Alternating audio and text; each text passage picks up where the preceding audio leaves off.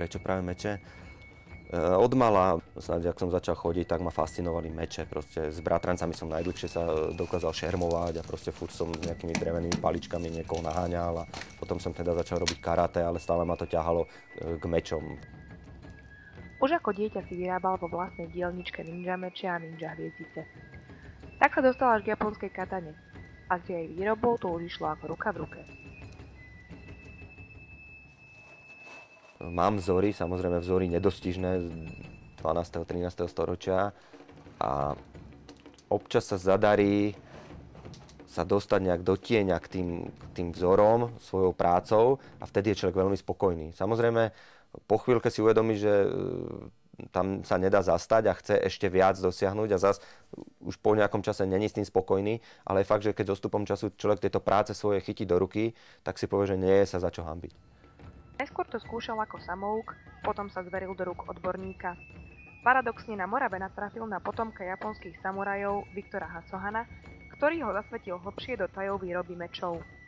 Dokonca mu vybavil 10-mesačné školenie u brúsiča Katán v krajine vychádzajúceho slnka. To bol taký zlom, kde vlastne nastal určitý rýchlejší pokrok, keďže som bol priamo pri zdroji.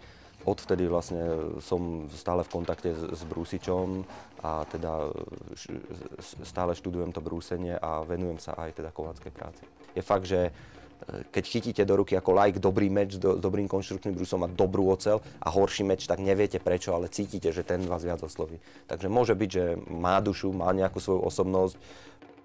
Juraj meče duchovne nevníma. Priznáva však, že každý akoby mal svoju vlastnú špecifickú povahu.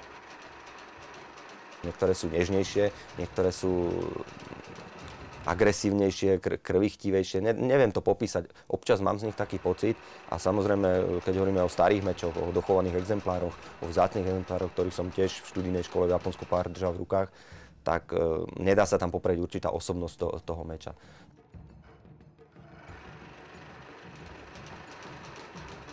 Pre ľudí, čo aspoň trošku sa nejak pohybujú v okolí toho meča, je meč stále veľkým symbolom spravodlivosti, cti, poriadku. A samozrejme obdivujú ho aj ako umelecké dielo. O tom sa nedá pochybovať, pretože čo sa týka sečných zbraní, myslím si, že tí Japonci, nechcem povedať, že zašli najďalej, ale hej, hej, z môjho pohľadu, hej, tie zbrane sú proste dokonalé. Povera hovorí, bez dobrých myšlienok nie je možné vyrobiť kvalitný meč. Procedúra výroby však zahŕňa o mnoho viac. Výroba pozostáva z toho, že sa vytaví nejaké železo, bude to teda z rudy alebo z malých segmentov železa, ktoré sa znova tavia a vytvára sa väčšia hruda, ktorá sa následne vykové a ďalej prekladá. Natiahne sa, nasekne, zloží sa, zvarí sa, zase sa to ako cesto, keď miesite. Robí sa to kvôli tomu, aby sa vypudili nečistoty, odstránili nejaké vzduchové bubliny. Následne sa takýto balík, keď je už tá oceľ spracovaná, vykové do dĺžky, na kove sa ostrie, brúsi sa, potom sa kalí. A práve kalením získava meč skrivenie, ktoré je pre tak typické. Po kalení zostávajú mechanické vlastnosti meča nemenné. Najväčšia práca však čaká majstra pri brúsení.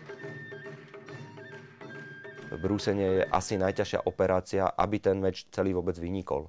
Ale samozrejme, keď brúsič nezvládne brúsenie, meču neublíži. Ale keď kováč teda nezvládne kalenie alebo nejaké tieto, tak nevznikne meč ako taký. Ako znalec japonských katán pozná aj niektoré ťahy mečom, ktoré sú pre japonské bojové umenie príznačné. Skutočný majster šermu vraj dokázal v momente vyštartovať a jedným sekom poraziť nepriateľa. Je tá technika veľmi precízna a veľmi vyšpičkovaná už od starých dôb, tá technika boja s tým mečom. Samozrejme sú tam rôzne seky, či už bočné alebo spodné seky. Keby som mal možnosť žiť v starej dobe ako samuraj, tak určite by som tam nechcel žiť, lebo ja som za prvé ťažký zbabelec a za druhé ťažko znášam zranenia. A myslím si, že svojmu životu by som dal tak 2 minúty a hneď by ma niekde stiali. Takže nie, to bola krutá, veľmi ťažká doba a nežilo sa tam ľahko.